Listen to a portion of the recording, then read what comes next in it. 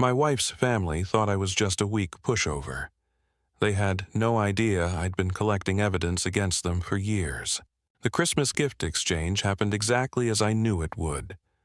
My wife Emma's family handed out presents to everyone in the living room.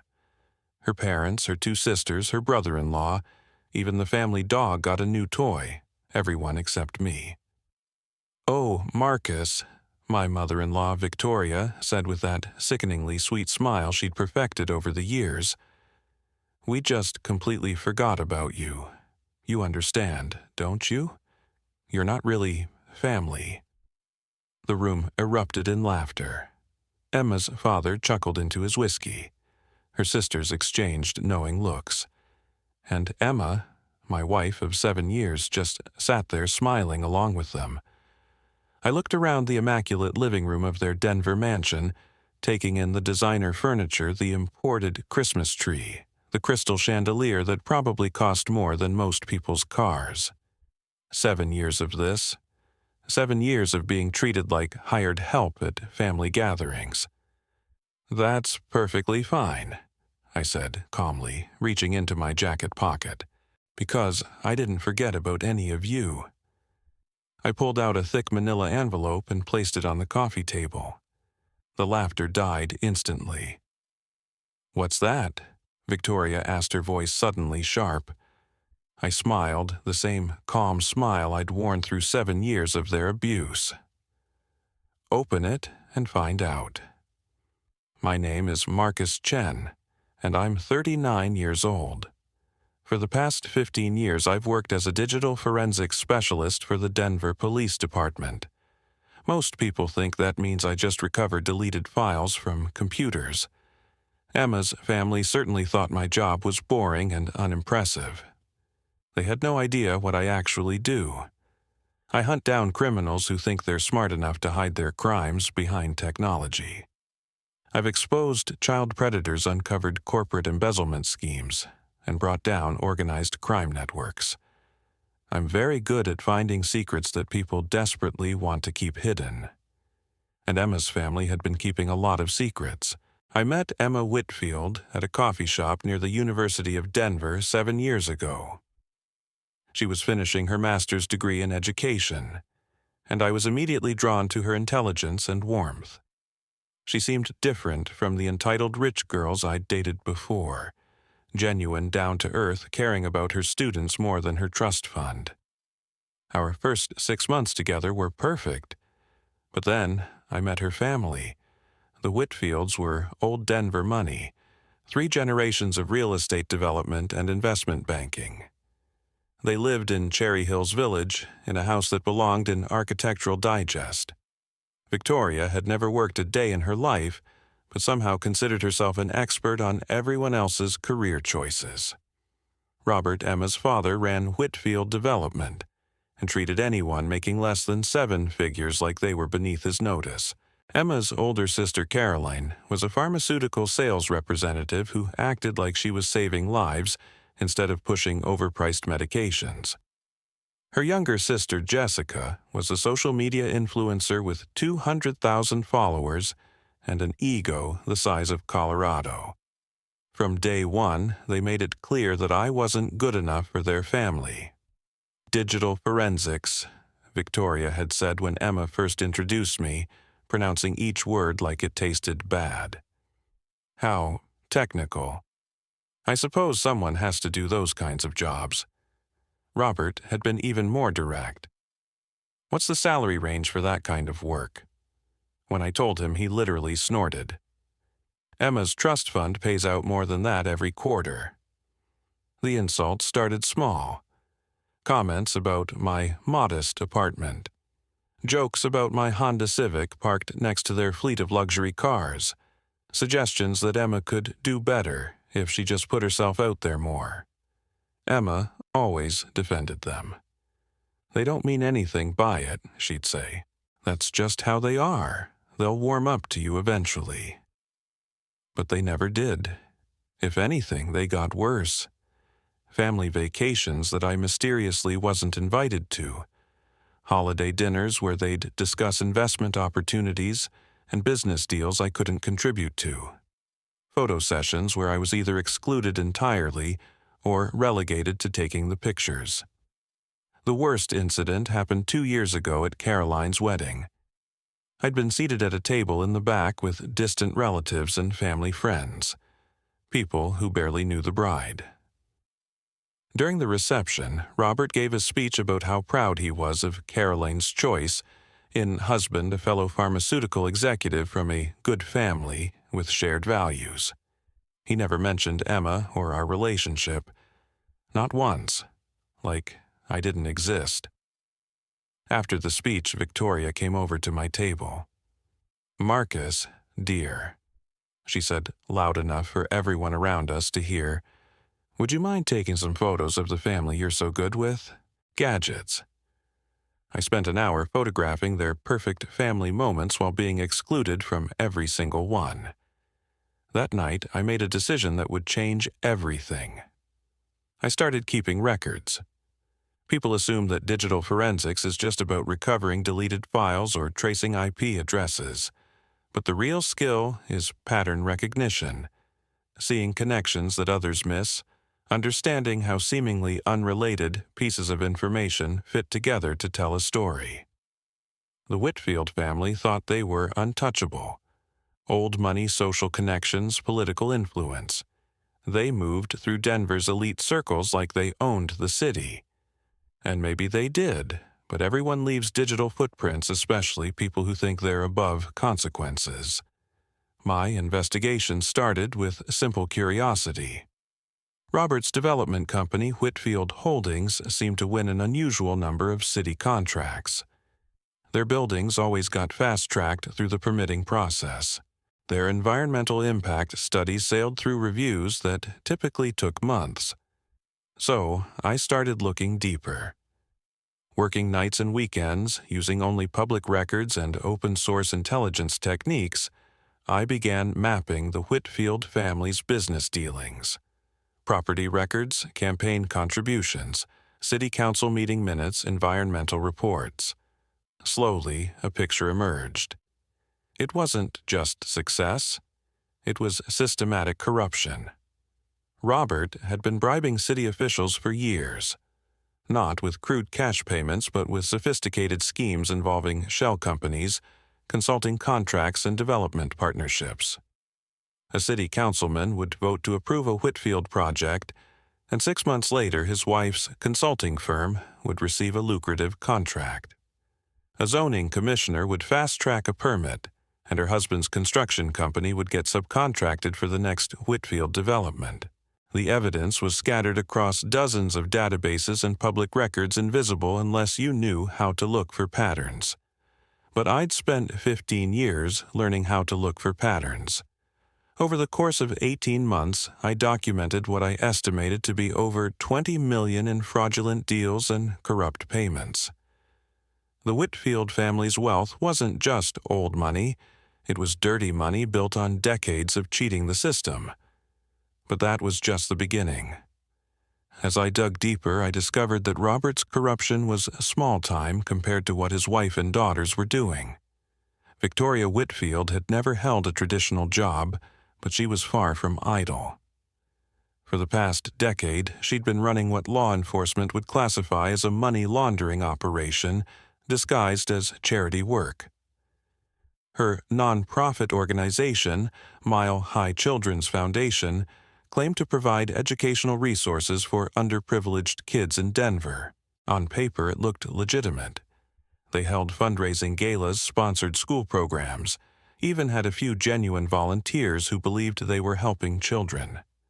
In reality, the foundation was a front for washing money from Robert's corrupt deals. Dirty money would come in through fake donations from shell companies, get processed through the foundation's accounts, and come out clean as charitable disbursements that somehow always ended up benefiting Whitfield family interests. The foundation's biggest educational initiative was providing tablets and laptops to schools. Tablets and laptops manufactured by a company that Caroline's husband owned through a network of shell corporations. The foundation would pay inflated prices for outdated equipment, then funnel the excess money back to the family through consulting fees and administrative costs.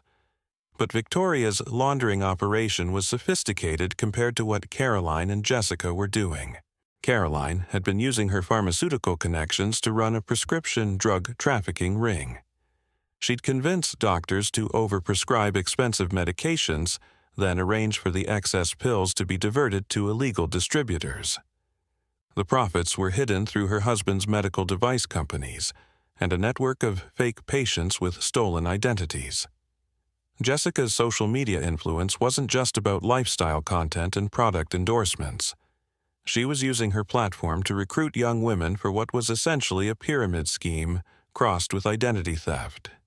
Her mentorship program for aspiring influencers required participants to provide detailed personal information: social security numbers, bank account details, credit history, which was then used to open fraudulent accounts and take out loans in their names.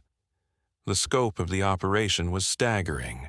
Over the past 5 years, I estimated that the Whitfield family had stolen, laundered, or fraudulently obtained over $50 million through their various schemes, and they'd done it all while treating me like I was too stupid and insignificant to notice. The beautiful thing about financial crimes in the digital age is that everything leaves a trail. Email communications bank transfers social media posts, GPS data from smartphones. Criminals always think they're being careful, but they're constantly creating evidence of their own guilt. The Whitfields were particularly sloppy because they'd never faced any real scrutiny. Their social status protected them from the kind of investigation that would expose ordinary criminals. Police, prosecutors, and journalists all moved in the same social circles. Nobody wanted to look too closely at Denver's most prominent family. But I wasn't part of their social circle. I was just the unwelcome boyfriend who worked in technical stuff. They talked freely around me, assuming I wouldn't understand or wouldn't care about their business discussions. They had no idea I was recording everything. Not illegally, I was never hidden or using covert recording devices. But my smartphone has excellent audio recording capabilities, and it's amazing what people will say when they think you're just checking your email or playing games. Over 2 years, I collected hours of audio recordings of the family discussing their various schemes. Robert bragging about having city officials in his pocket. Victoria explaining how to structure charitable donations to avoid tax scrutiny. Caroline detailing which doctors were cooperative with her pill distribution network. Jessica coaching other influencers on how to extract financial information from their followers. I also had their digital communications. Not through hacking. I'm a police officer, I don't break the law. But people are remarkably careless about cybersecurity. Emma used the same password for everything, including her family's shared cloud storage account. Caroline and Jessica were constantly posting on social media, inadvertently revealing details about their locations, business meetings, and financial transactions. Most importantly, I had their financial records. Robert had made the mistake of asking me to help set up a secure home network 2 years ago. While installing their router, I noticed that their home office computers weren't properly secured. I mentioned this to Robert, offered to help improve their cybersecurity. He laughed it off. "Marcus, we're not running the Pentagon here. It's just family business." That family business included detailed spreadsheets tracking bribe payments, money laundering transactions, and drug trafficking profits, all stored on computers with default passwords and no encryption. I didn't hack their system. I didn't steal their files. But when someone leaves their front door unlocked and their valuables in plain sight, a police officer has a duty to document potential criminal activity. By Christmas of this year, I had enough evidence to send the entire Whitfield family to federal prison for decades. Bank records, audio recordings, digital communications, financial spreadsheets, photo evidence, witness statements. everything properly documented and legally obtained. The only question was when to act on it. The decision was made for me on Christmas Eve.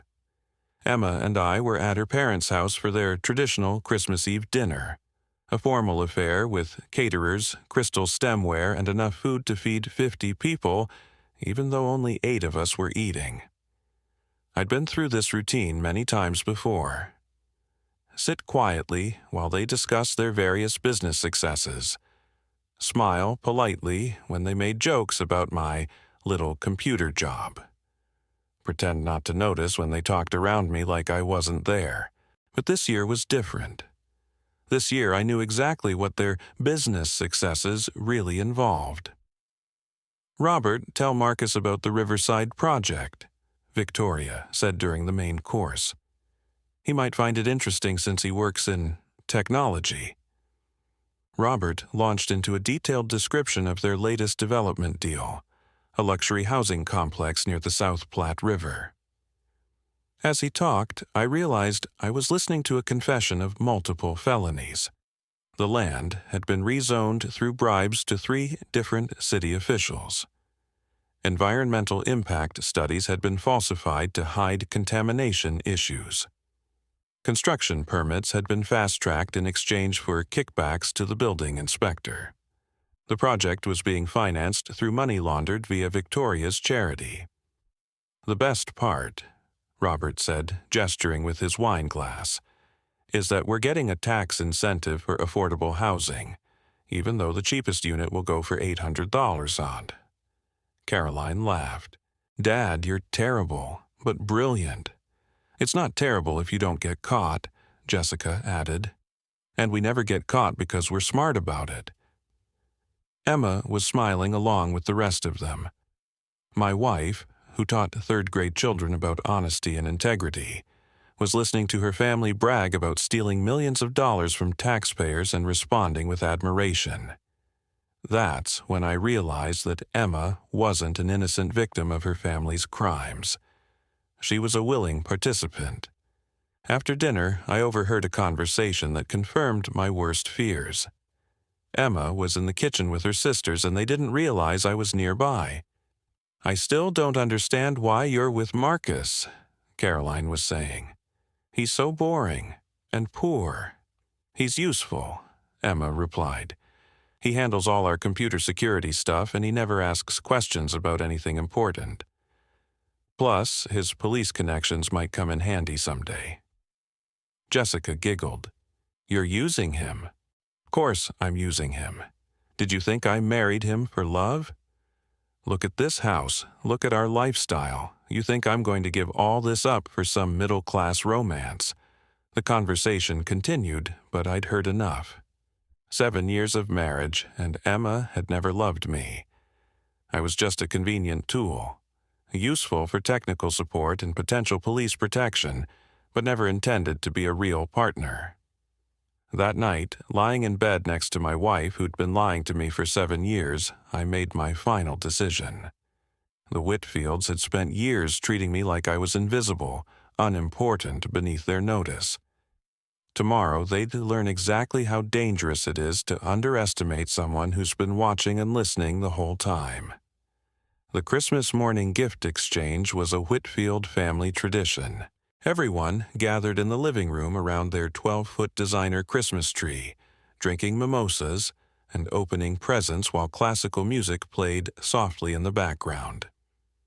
I sat in my usual spot, an uncomfortable antique chair positioned slightly outside the main seating area, close enough to participate, but far enough away to be reminded that I didn't really belong. The gift exchange followed its predictable pattern. Robert received an expensive watch from Victoria. Victoria got diamond earrings from Robert. Caroline and her husband exchanged matching his and hers luxury items. Jessica got the latest iPhone and designer handbag. Emma received a set of jewelry that probably cost more than I made in 6 months. Then Victoria turned to me with that familiar condescending smile. "Oh, Marcus, we just completely forgot about you. You understand, don't you? You're not really family." The room erupted in their usual laughter. Emma's giggle was the loudest of all. I reached into my jacket and pulled out the manila envelope I'd prepared. "That's perfectly fine," I said, placing it on the coffee table.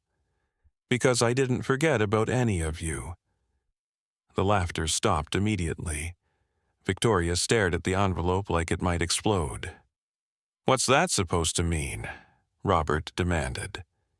I opened the envelope and began pulling out documents. Bank statements, financial records, audio transcripts, surveillance photos. I spread them across the coffee table like I was dealing cards. "It means that for the past 2 years, I've been conducting a federal investigation into your family's criminal enterprises," I said calmly. "Bank fraud, money laundering, bribery, drug trafficking, identity theft, tax evasion. Quite an impressive portfolio of felonies." The color drained from Victoria's face. Caroline's husband started to stand up, then sat back down. Jessica was staring at her phone like she was trying to figure out how to delete something. Emma was looking back and forth between me and the documents, her mouth slightly open. "Marcus, what are you doing?" "I'm arresting your family," I said, pulling out my badge and placing it next to the evidence. "All of you." The silence in the room was deafening. For 30 seconds, nobody moved, nobody spoke. The only sound was the grandfather clock in the hallway ticking away the seconds of their freedom. Finally, Robert found his voice. "This is ridiculous. You can't just—" "Actually, I can." I pulled out my phone and showed them the screen. "I've been in communication with the FBI's Financial Crimes Division for the past 6 months. Special Agent Sarah Martinez has been reviewing my evidence files. She's very interested in your operation." I swiped to the next screen. "I've also been working with the DEA regarding Caroline's prescription drug trafficking ring. Agent Johnson tells me they've been trying to crack that network for 2 years." Another swipe. "And the IRS has been extremely helpful in analyzing your money laundering schemes. Turns out the Mile High Children's Foundation has some very interesting discrepancies in their financial reports." Victoria finally spoke, her voice barely above a whisper. "How long have you known about what specifically? Your husband's bribery operation about 18 months. Your charity fraud about a year. Caroline's drug trafficking about 10 months. Jessica's identity theft scheme about 8 months. I looked directly at Emma. "Your complete lack of love or respect for me, as of last night." Emma's face went white. "You heard us in the kitchen?" "I hear everything, Emma. I've been recording your family's conversations for 2 years. Every dinner, every holiday gathering, every business discussion you thought was private." I picked up one of the transcripts from the coffee table. "Here's a particularly interesting conversation from Thanksgiving. Robert explaining to Caroline how to structure bribe payments to avoid detection. Caroline teaching Jessica how to recruit new victims for identity theft. Victoria detailing how to falsify charity documents." Caroline was shaking now. "You can't use recordings made without our consent." "Actually, I can. Colorado is a one-party consent state for audio recordings. As long as one person in the conversation knows it's being recorded, it's completely legal. And I was present for every conversation I recorded." Robert stood up abruptly. "This is entrapment. You're a police officer. You can't—" "I can't what document crimes being committed in my presence. That's literally my job, Robert." I pulled out another document. "Here's a search warrant for this house signed by Judge Morrison 2 hours ago. Here's a warrant for Whitfield Holdings offices. Here's one for the Mile High Children's Foundation. And here's an arrest warrant for each member of your family." Victoria started crying, actual tears running down her face and ruining her perfect makeup. "Please, Marcus, think about what you're doing. Think about Emma." I am thinking about Emma. I looked at my wife, who was staring at me like she'd never seen me before. I'm thinking about how she's been lying to me for 7 years, how she's been using me for technical support and police connections, how she's never actually loved me. Emma opened her mouth to speak, but no words came out. I'm also thinking about the victims of your crimes, I continued. The taxpayers who've been cheated out of millions in fraudulent contracts. The children whose charity money you've stolen. The young women Jessica has scammed. The patients who've been harmed by Caroline's illegal drug distribution. I stood up, towering over their seated forms. You've spent 7 years treating me like I was too stupid to understand your business, too insignificant to matter, too weak to fight back. You thought I was just a boring computer guy who was lucky to be tolerated by your family. My voice was getting louder despite my efforts to stay calm. But here's what you never understood. I'm not just a computer guy. I'm a digital forensics specialist for the Denver Police Department. I've brought down organized crime rings, exposed corporate corruption, and sent dozens of criminals to federal prison. I gestured to the evidence spread across their coffee table. I've spent 15 years learning how to track down people who think they're too smart to get caught. You've spent 7 years committing felonies right in front of me and assuming I wouldn't notice. Robert's face had turned red. You son of a bitch, you set us up. No, Robert, you set yourselves up. I just documented it. My phone buzzed with a text message. I glanced at the screen and smiled. Right on schedule. The front doorbell rang, followed immediately by loud knocking. Federal agents opened the door, and Victoria let out a sob. Caroline buried her face in her hands. Jessica was frantically trying to delete something from her phone. Emma just stared at me. How could you do this to us? How could I do this to you? I repeated. Emma, your family has been committing serious crimes for years. Your charity foundation has stolen money meant for underprivileged children. Your sister has been trafficking dangerous drugs. Your other sister has been ruining young women's lives with identity theft. The knocking at the door got louder. This is the FBI. Open the door now. And you, I continued, looking directly into Emma's eyes, have been lying to me about everything that matters. You married me because I was useful, not because you loved me. You've been helping your family commit crimes while pretending to be an innocent teacher who cares about children. Robert stood up and walked toward the front door. His shoulders slumped in defeat. I suppose there's no point in running. There never was, I replied. I've been tracking your movements, your communications, your financial transactions for 2 years. The FBI has been monitoring your activities for 6 months. Every bank account, every shell company, every bribery payment, we have it all. The front door opened and I heard Agent Martinez's voice in the hallway. Mr. Whitfield, I'm Special Agent Sarah Martinez with the FBI. We have warrants for the arrest of you and your family members. Victoria was sobbing openly now. Marcus, please. We can work something out. We can pay back the money. You can cooperate with the investigation, I interrupted. That's the only thing that might reduce your sentences. But the money is gone, Victoria. Seized under federal asset forfeiture laws. The house, the cars, the jewelry, the business. All of it will be sold to compensate your victims. Agent Martinez appeared in the living room doorway, flanked by 2 other agents. Marcus, good to see you. Are these the subjects? Yes, ma'am. Robert and Victoria. Whitfield. Carolyn, Mitchell. Jessica Whitfield and Emma Chen. I gestured to each family member in turn. All the evidence files are on the coffee table as discussed. Excellent work. Agent Martinez looked around the room, taking in the opulent decorations and expensive furniture. Ladies and gentlemen, you're all under arrest for conspiracy to commit fraud, money laundering, and various other federal crimes. You have the right to remain silent."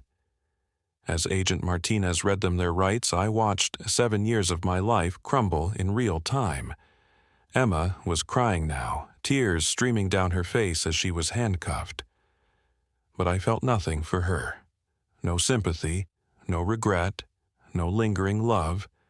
She'd made her choice 7 years ago, when she decided to use me instead of love me. This was simply the consequence of that choice. 3 hours later, I was sitting in an FBI interview room watching Emma through one-way glass. She'd been separated from her family for individual questioning, and the isolation was clearly affecting her. She kept looking around the small windowless room, like she was trying to figure out how she'd ended up there. Agent Martinez joined me at the observation window. "She's asking to speak with you." "What did you tell her?" "That you're not her husband anymore. You're a law enforcement officer who's been investigating her family for federal crimes. Any conversation between you two would need to be recorded and could be used as evidence." I watched Emma fidget with her wedding ring. 7 years ago, I'd spent 2 months' salary on that ring. I'd proposed to her in Washington Park on a perfect autumn day, genuinely believing that I was starting the best chapter of my life. "What's she saying in there?" Agent Martinez consulted her notes. "She's claiming she didn't know about her family's criminal activities. Says she thought her father was just a successful businessman. Her mother was really running a charity, her sisters were pursuing legitimate careers." "Do you believe her?" "Based on the evidence you've provided. No, the audio recordings clearly show her participating in conversations about money laundering and bribery. She may not have been actively involved in the day-to-day operations, but she knew what was happening." I nodded.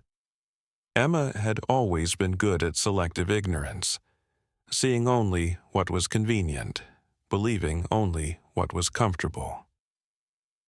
"She also keeps insisting that you're making a mistake," Agent Martinez continued, "that you're destroying your own marriage and future over a misunderstanding."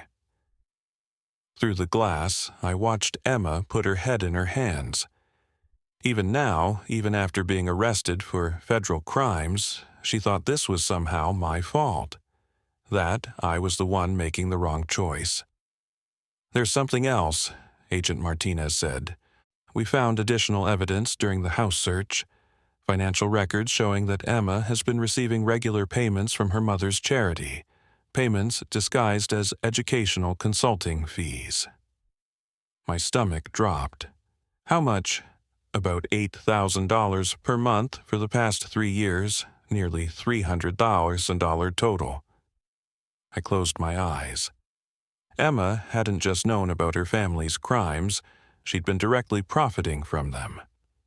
The money she'd used to buy clothes, pay for spa treatments, take expensive vacations with her friends. All of it stolen from children's charity funds. "She's been living off stolen money the entire time I've known her," I said quietly. "It appears so, which makes her claim of innocence rather difficult to believe." I looked at Emma one more time through the one-way glass. She was staring at the door, probably hoping I would walk through it and somehow make all of this go away, hoping her useful husband would fix this problem like he'd fixed all her technical problems over the years. But I wasn't her husband anymore. I was a police officer who'd spent 2 years building a case against criminals, and she was one of the criminals. "I don't want to speak with her," I told Agent Martinez. "There's nothing left to say." The story broke on the evening news that same day. Prominent Denver family arrested in multi-million-dollar fraud scheme. The local stations led with it, and by the next morning it had gone national. The details were too sensational for media outlets to ignore. Old money family brought down by son-in-law police officer. Charity fraud involving children's funds. Prescription drug trafficking. Social media influencer identity theft ring. It had everything. My phone started ringing at 6 a.m. with interview requests. Reporters camped outside my apartment building. My department's public information officer fielded dozens of calls asking for statements. I didn't talk to any of them. This wasn't about publicity or revenge, it was about justice.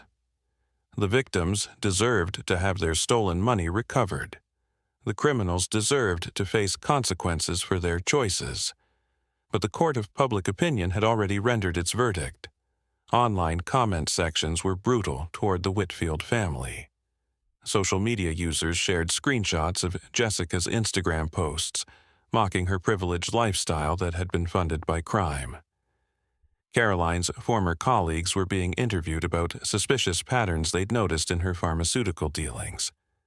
The most vicious coverage was reserved for Victoria. Her charity fraud had stolen money meant for underprivileged children. There's no demographic more sympathetic than kids, and no crime more universally despised than stealing from them. Within 48 hours, the Mile High Children's Foundation had been completely dismantled. Donors were demanding refunds. Partner organizations were terminating their relationships. The few genuine volunteers who'd believed they were helping children were devastated to learn they'd been unwitting participants in a money laundering scheme. Emma's school district put her on immediate administrative leave pending the outcome of the criminal investigation. Local parent groups were demanding her permanent removal, arguing that someone who profited from stealing children's charity money shouldn't be allowed to teach children. The social isolation was complete and immediate. The Whitfield family's friends and colleagues abandoned them as quickly as possible, eager to avoid guilt by association. Country club memberships were revoked. Charity board positions were terminated. Social invitations disappeared. For people who'd spent their entire lives as Denver's social elite, the fall from grace was swift and brutal. The federal prosecutors moved quickly. With the overwhelming evidence I'd provided, they didn't need to spend months building their case. Within 2 weeks of the arrests, they were offering plea bargains to individual family members in exchange for cooperation against the others. Caroline was the first to break. Facing potential life in prison for drug trafficking charges, she agreed to provide detailed information about her distribution network in exchange for a reduced sentence. Her testimony implicated dozens of doctors, pharmacists, and distributors across 3 states. Jessica's cooperation was less valuable. Her identity theft operation was relatively small scale compared to her family's other crimes. But she did provide information that helped the FBI identify and contact her victims, allowing them to begin repairing their damaged credit and finances. Victoria held out the longest, probably hoping that her social connections would somehow protect her. But when it became clear that her wealthy friends were distancing themselves as quickly as possible, she finally accepted a plea agreement. 22 years in federal prison in exchange for full cooperation and asset forfeiture. Robert never accepted a plea bargain. He insisted on going to trial, convinced that his political connections and expensive lawyers could beat the charges. It was a catastrophic miscalculation. The evidence against him was overwhelming, and his former political allies testified against him to save their own careers. The jury convicted him on all counts after deliberating for less than 4 hours. The judge sentenced him to 35 years in federal prison, essentially a life sentence for a man in his 60s. Emma's case was more complicated. The prosecutors weren't sure how actively involved she'd been in her family's crimes versus how much she'd simply chosen to ignore. Her lawyer argued that she was a victim of her family's manipulation, someone who'd been kept in the dark about their criminal activities. But the evidence told a different story. The audio recordings clearly showed her participating in conversations about money laundering and bribery. The financial records proved she'd been receiving regular payments from her mother's fraudulent charity. Her own statements to her sisters revealed that she'd married me for utility rather than love. In the end, Emma accepted a plea agreement, 5 years in federal prison, full restitution of the money she'd received from the charity, and permanent banishment from working in education. The divorce proceedings were surprisingly simple. When one spouse is in federal prison for financial crimes, asset division becomes straightforward. There are no assets left to divide. Everything the Whitfield family had owned was seized under federal forfeiture laws. The Cherry Hills Village mansion, the luxury cars, the jewelry, the artwork, the furniture, all of it sold at auction to compensate their victims. Emma had no income, no assets, and no prospects for future employment in her chosen field. I had my police salary, my pension, and my untainted reputation. Her lawyer tried to argue for spousal support, claiming that Emma had been financially dependent on her family and couldn't support herself. My lawyer's response was simple. Emma had been receiving $8,000 per month in illegal payments from a fraudulent charity. She'd forfeited any claim to legitimate financial support when she chose to profit from crimes against children. The judge agreed. No alimony, no asset division, no ongoing financial obligations. Our marriage was dissolved as cleanly as a legal partnership could be. I kept our wedding rings as evidence for the federal case. They'd been purchased with money from Victoria's charity fraud. Everything else Emma had given me over the years, all the expensive gifts and luxury items I'd never felt comfortable accepting, were returned to the FBI for victim compensation.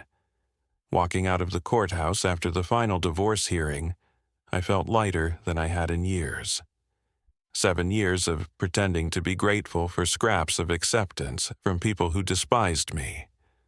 7 years of trying to earn love from someone who was incapable of giving it. All of it was finally over. The most satisfying part of the investigation wasn't sending the Whitfield family to prison. It was helping their victims recover what had been stolen from them. The children's charity fraud had affected dozens of Denver area schools and community programs. Kids who should have received new computers, educational resources, and after-school programs had been cheated out of those opportunities, so the Whitfields could maintain their luxury lifestyle. Working with the FBI's Victim Services Unit, I helped track down every dollar that had been stolen and ensure it was returned to legitimate educational programs. It took months of painstaking financial analysis, but we recovered over $4 million in misappropriated charity funds. Caroline's prescription drug trafficking had caused immeasurable harm to communities across the region. Addicted patients who'd been overprescribed medications, families destroyed by addiction communities, devastated by the opioid crisis. The human cost was staggering. While we couldn't undo the damage that had already been done, Caroline's cooperation led to the arrests of 37 other individuals involved in the distribution network. Doctors lost their licenses. Pharmacists faced criminal charges, and the illegal supply chain was completely dismantled. Jessica's identity theft victims were mostly young women in their 20s and 30s. People just starting their careers who'd had their financial futures destroyed by someone they trusted. Credit scores ruined bank accounts, emptied loans taken out in their names without their knowledge. The FBI's Financial Crimes Unit worked with each victim individually to restore their credit reverse fraudulent transactions and provide resources for ongoing financial recovery. It was slow work, but every victim we helped made the investigation worthwhile. Robert's bribery and corruption had cost Denver taxpayers millions of dollars in inflated contracts and compromised public projects. While we couldn't recover all the money that had been stolen through political corruption, his conviction sent a clear message to other developers who might be tempted to cheat the system. 3 city officials resigned in disgrace after their involvement was exposed. 2 were criminally charged. The City Council implemented new oversight procedures to prevent similar corruption in the future. 2 years after the arrests, I was promoted to Senior Digital Forensics Specialist and transferred to the FBI's Denver Field Office. The Whitfield investigation had earned me recognition throughout the law enforcement community, not just for the technical skills involved, but for the patience and methodical approach that had made it possible. My new role involved training other investigators in digital forensics techniques and serving as a consultant on major financial crime cases across the western United States. It was challenging work, but deeply satisfying. Every case we solved meant criminals facing justice and victims getting their lives back. The personal healing took longer than the professional advancement. For months after the divorce, I struggled with feelings I couldn't quite name. Not grief exactly. You can't mourn the loss of something that was never real. Emma had never loved me, so I wasn't losing a loving marriage. The Whitfields had never accepted me, so I wasn't losing a family. What I was losing was the version of myself that had been willing to accept so little. The Marcus, who had sat quietly through years of insults and exclusion, hoping that if I just tried hard enough, I might eventually earn their respect. That version of myself had died on Christmas morning when I placed that evidence folder on their coffee table. And I was glad to see him go. I started seeing a therapist, Dr. Sarah Kim, who specialized in helping law enforcement officers process complex cases. She helped me understand that my willingness to tolerate the Whitfields' abuse hadn't been love or loyalty. It had been a trauma response learned in childhood from parents who had made their affection conditional on my achievements. "You spent 7 years trying to prove you were worthy of love," Dr. Kim explained during one of our sessions. "But worthy is the wrong word. Love isn't something you earn through performance. It's something you deserve simply by being human." The insight was simple, but transformative. I'd spent my entire adult life trying to prove I was good enough.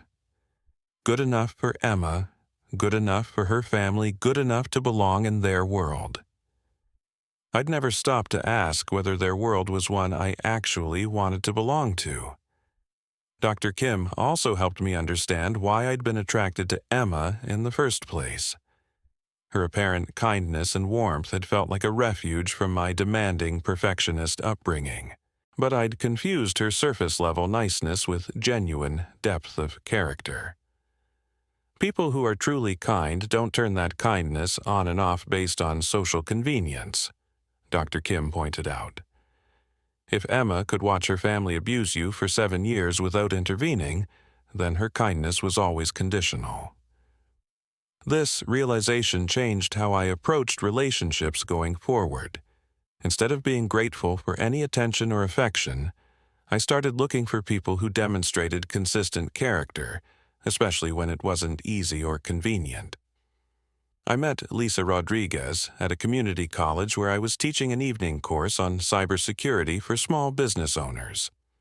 She owned a small bookstore and cafe in downtown Denver, and had signed up for my class after her business website had been hacked.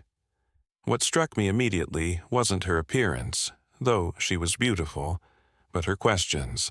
While other students asked about technical fixes and security software, Lisa wanted to understand the psychology behind cybercrime. Why did people choose to hurt strangers for profit? How could communities protect themselves from predators who exploited trust? After class, she approached me with more questions, not about cybersecurity, but about the ethics of digital investigation. How did I balance individual privacy with public safety? What happened to the families of criminals when their loved ones were exposed? We talked for 2 hours in her empty cafe, drinking coffee and discussing everything from digital rights to restorative justice. It was the kind of conversation I'd never had with Emma. Deep, thoughtful, challenging. Lisa wasn't trying to impress me or get something from me. She was genuinely curious about my work and my perspective. When I finally looked at my watch, it was nearly midnight. "I'm sorry," I said. "I didn't realize how late it was getting." Lisa smiled. "Don't apologize. This is the best conversation I've had in months." Lisa and I started meeting regularly after my classes. Coffee conversations turned into dinner dates. Dinner dates turned into weekend hikes in the mountains. Weekend hikes turned into lazy Sunday mornings reading books in her apartment above the bookstore. The contrast with my relationship with Emma was stark. Where Emma had been secretive about her family's business, Lisa was completely transparent about every aspect of her life. Where Emma had used me for technical support while dismissing my profession, Lisa genuinely respected my work and often asked for my perspective on ethical dilemmas. Most importantly, Lisa introduced me to her family without hesitation or embarrassment. Her parents, both retired teachers, welcomed me warmly from our first meeting. Her brother, a social worker, appreciated my law enforcement perspective on community safety issues. Her sister, a nurse, understood the emotional toll of helping people on their worst days. Nobody questioned my income, my car, or my career prospects. Nobody made jokes about my profession or suggested I wasn't good enough for their family member. They treated me like a human being whose thoughts and feelings mattered. 6 months into our relationship, Lisa and I were having dinner at her parents' house when the conversation turned to my previous marriage. I'd told them about the divorce, but not the details of what had led to it. It must have been difficult, Lisa's mother said gently, ending a 7-year marriage. It was, I admitted, but not for the reasons you might think. The difficult part wasn't losing Emma. It was realizing that I'd never actually had her love in the first place. Lisa's father, a retired high school principal, leaned forward with interest. What do you mean? So I told them. Not the classified details of the federal investigation, but the personal story of 7 years spent trying to earn acceptance from people who had no intention of giving it. 7 years of being treated like an unwelcome outsider at family gatherings. 7 years of being married to someone who had chosen me for utility rather than love. When I finished, the table was quiet for a moment. Then Lisa's mother reached over and squeezed my hand. "Marcus," she said, "I want you to know that you are welcome in this family for exactly who you are. You don't need to prove anything or earn anything. You're here because Lisa loves you, and that's enough for us." It was such a simple statement, but it nearly brought me to tears. After 7 years of conditional acceptance, unconditional welcome felt revolutionary. Lisa and I were married 18 months later in a small ceremony at her bookstore. We'd transformed the space with flowers and string lights, creating an intimate setting, surrounded by the books and ideas that had brought us together. The guest list was small but meaningful. My colleagues from the FBI, Lisa's family and friends, a few couples we'd met through community activities. People who knew us well and genuinely cared about our happiness. During the reception, Lisa's brother gave a toast that captured something I'd been struggling to articulate. "Marcus," he said, raising his glass, "thank you for showing us what it looks like when someone chooses love over convenience, truth over comfort, integrity over ease. Your courage to do what was right, even when it cost you everything, inspires all of us to be better people." The applause was warm and genuine. These people weren't celebrating my marriage because it was socially expected, or because it benefited them somehow. They were celebrating because they'd watched 2 people find genuine love and wanted to support that happiness. Later that evening, as Lisa and I cleaned up the bookstore together, she asked me something that had been on her mind. "Do you ever regret it? Exposing Emma's family, I mean. Your life would probably be easier if you'd just stayed quiet." I considered the question seriously. Easier, maybe, but not better. If I'd stayed quiet, Caroline would still be trafficking drugs. Victoria would still be stealing from children's charities. Jessica would still be destroying young women's financial futures. Robert would still be corrupting city government. I hung up the last of the string lights we'd used for decorations. And I'd still be married to someone who never loved me, trying to earn acceptance from people who saw me as disposable. Lisa nodded thoughtfully. So you chose justice over comfort. I chose truth over lies. I chose victims over criminals. I chose self-respect over approval. I pulled her into my arms, and eventually that led me to choose you over settling for less than I deserved. 3 years after the sentencing, I received an unexpected letter at my FBI office. The return address showed it was from Victoria Whitfield at the Federal Women's Correctional Facility in Colorado. I almost threw it away without reading it. I had no interest in hearing from any member of Emma's family, especially not Victoria. But curiosity got the better of me. Marcus, the letter began, I know, you have every reason to hate me and no reason to care about anything I have to say. But I wanted you to know that prison has given me time to think about what we did to you and what we did to each other. You were right about everything. We were criminals and we were terrible to you. For 7 years we treated you like you were beneath us, like you didn't deserve respect or consideration. We mocked your profession, excluded you from our family, and made you feel unwelcome in your own wife's life. We did this because we were arrogant. We thought our money and social status made us untouchable. We thought you were just a harmless nobody who would never be a threat to us. We were so concerned with maintaining our image that we lost sight of basic human decency. I want you to know that I understand now why you did what you did. You weren't motivated by revenge or jealousy or spite. You were motivated by justice. You saw crimes being committed, victims being harmed, and you chose to stop it. That took courage we never had. I also want you to apologize for Emma. I know she can't speak for herself right now, but I need you to know that she loved you more than she ever admitted, even to herself. She was raised to believe that love was secondary to status, that marriage was a transaction rather than a partnership. She treated you badly because that's what she learned from watching Robert and me. That doesn't excuse her behavior.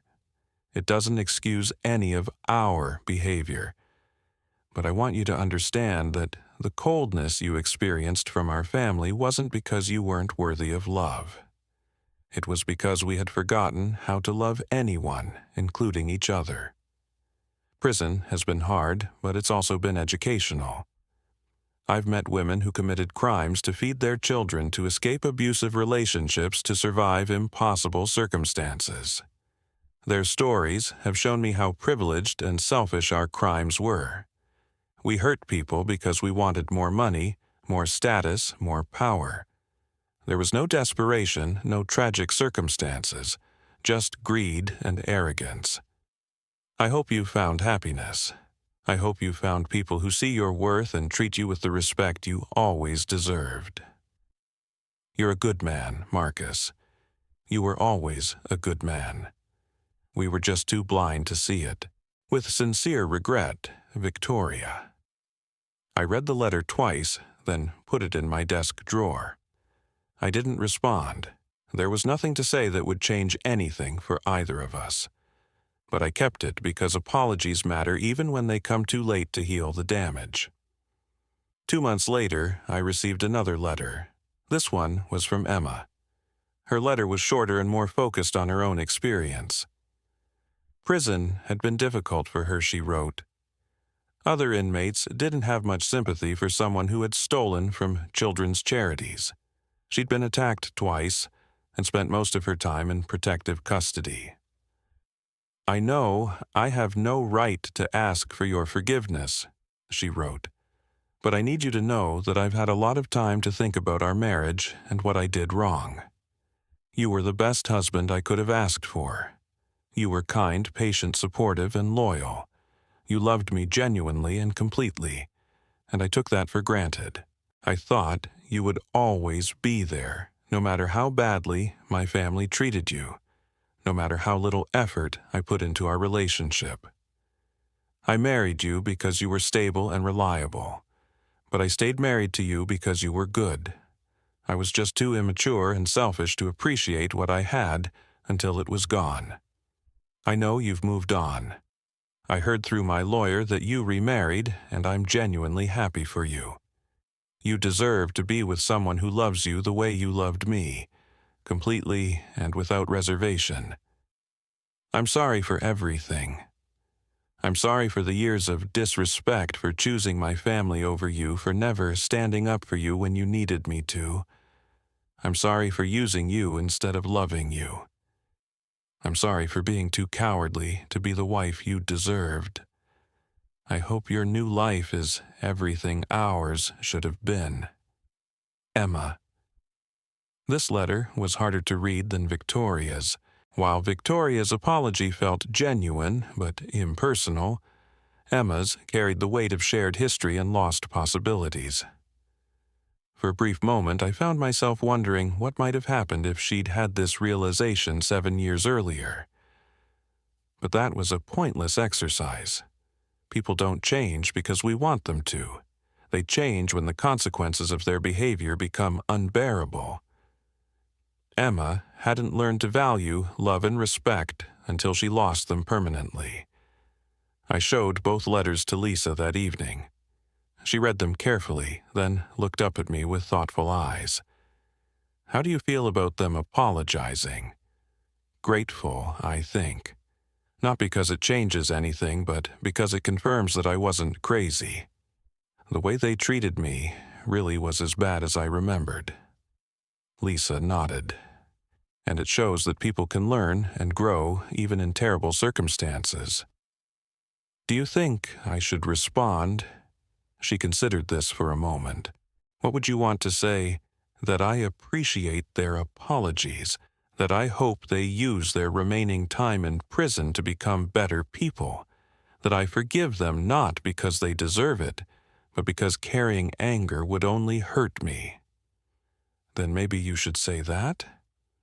I did write back to both Victoria and Emma, short letters expressing forgiveness and hope for their future growth. I meant every word, but I also made it clear that forgiveness didn't mean reconciliation. Some bridges once burned can't be rebuilt. 5 years after the arrests, I was invited to speak at a law enforcement conference about long-term undercover financial investigations. My presentation focused on the Whitfield case as an example of how patient evidence gathering could expose complex criminal networks. After my presentation, a young detective approached me with questions about digital forensics techniques. Her enthusiasm reminded me of myself 15 years earlier. Eager to learn, committed to justice, perhaps a little naive about how complicated real-world investigations could become. "The thing I don't understand," she said, "is how you maintained your objectivity for so long. If it were my spouse's family, I think I would have acted much sooner, or maybe not at all. How did you balance your personal relationships with your professional obligations?" It was a question I'd been asked many times, and my answer had evolved over the years. The key, I told her, was understanding that my personal relationships were already compromised. My wife's family didn't respect me or value me as a person. My wife had married me for utility rather than love. I wasn't protecting a happy marriage by staying quiet. I was enabling criminal behavior that was hurting innocent people. She nodded thoughtfully. So you had to choose between protecting criminals and protecting victims. Exactly. And once I framed it that way, the choice became clear. My professional duty was to protect the public from people who were committing crimes. My personal duty was to have enough self-respect to walk away from people who didn't value me. What advice would you give to other officers who might find themselves in similar situations? I thought about this for a moment. Document everything. Trust your instincts. Remember that your badge represents something bigger than your personal relationships, and never compromise your integrity to maintain relationships with people who don't share your values. After the conference, I drove home to the house Lisa and I had bought in Lakewood, a modest 3-bedroom with a view of the mountains and enough space for the family we were planning to start. It wasn't as grand as the Whitfield mansion, but it was built on honest work and genuine love. Lisa was in the garden when I arrived, planting vegetables for our summer harvest. She looked up as I approached, her face bright with the smile that still made my heart skip after 3 years of marriage. How was the conference? Good, educational, a lot of young detectives who reminded me why I loved this work. She stood up, brushing dirt off her hands. Any interesting questions? The usual ones about balancing personal and professional obligations, about how to maintain objectivity when investigating people you know. Lisa wrapped her arms around my waist. "And what did you tell them?" I pulled her close, breathing in the scent of sunshine and soil in her hair. I told them that sometimes the most personal thing you can do is your job. That protecting innocent people from criminals isn't just professional duty, it's moral obligation. Even when the criminals are your family, especially then. Because if you can't do what's right when it's hard, then your principles don't mean anything. As I write this story, 10 years have passed since that Christmas morning, when I placed evidence of the Whitfield family's crimes on their coffee table. Emma is still in federal prison with 2 years left on her sentence. Victoria will be eligible for parole in 12 years when she's in her 70s. Caroline and Jessica have both been released and are trying to rebuild their lives with felony records and no marketable skills. Robert died in prison 3 years ago, a heart attack brought on by stress and poor health. His obituary in the Denver Post mentioned his business success but glossed over the circumstances of his downfall. Even in death, his family was trying to preserve an image that had been built on lies. I don't think about them often anymore. They're part of my past, but not a part that defines my present or my future. I've learned to see that painful period of my life as necessary education, expensive tuition for lessons about self-respect, authentic relationships, and the courage to do what's right even when it's difficult. Lisa and I have 2 children now, a 4-year-old daughter named Sophia and a 2-year-old son named David. Watching them grow up in an environment of unconditional love and acceptance has shown me how profoundly my own upbringing shaped my willingness to tolerate disrespect. Sophia has never had to earn our affection through achievements. David has never been made to feel that his worth depends on our approval.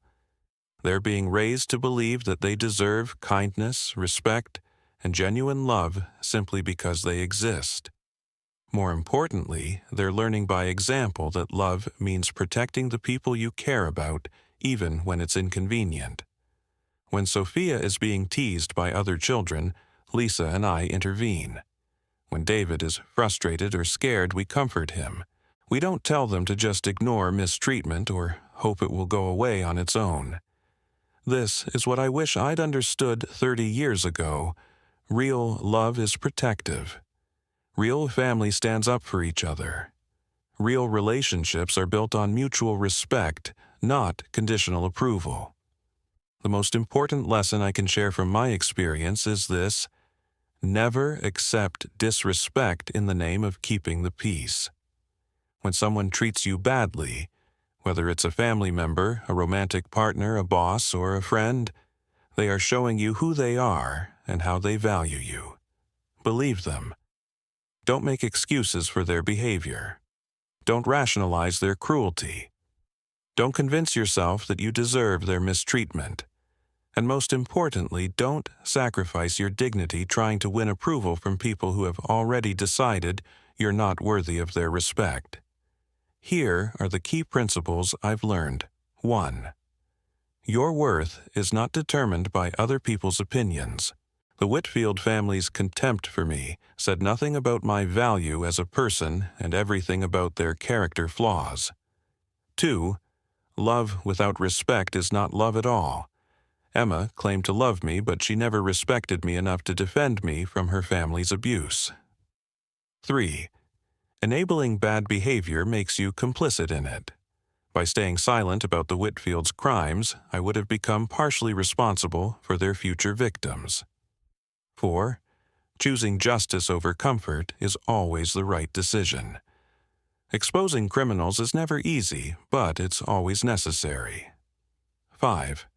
Self-respect is more valuable than any relationship. Walking away from people who don't value you is not giving up. It's choosing yourself. 6. Authentic relationships feel different from transactional ones. With Lisa's family, I never had to wonder if I was welcome or valued. Their acceptance was immediate and unconditional. 7. Your integrity is worth more than anyone's approval. Never compromise your principles to maintain relationships with people who don't share your values. Final thoughts. Building a life worth living today. I wake up every morning next to someone who chose me because she loves me, not because I'm useful to her. I go to work knowing that my efforts protect innocent people from criminals who would exploit their trust. I come home to children who will never doubt that they are valued and cherished. This is what life looks like when you refuse to accept less than you deserve. When you choose truth over comfort, justice over convenience, self-respect over approval. The Whitfield family thought they could treat me badly indefinitely because they assumed I had no power to fight back. They saw me as a weak, grateful outsider who would tolerate any abuse rather than lose my place in their world. They were wrong about everything except their initial assessment of my character. I was kind, patient, and loyal. Those weren't weaknesses to be exploited. They were strengths that deserved to be valued and protected. When I finally understood this distinction, everything changed. I stopped trying to earn respect from people who were incapable of giving it. I stopped accepting crumbs of affection from people who should have been offering genuine love. I stopped sacrificing my principles to maintain relationships that were built on lies. The most powerful thing you can do when people treat you badly is to walk away. Not in anger, not in hatred, but in quiet confidence that you deserve better. Sometimes walking away means ending relationships. Sometimes it means changing jobs. Sometimes it means exposing criminal behavior, even when it's committed by people you once loved.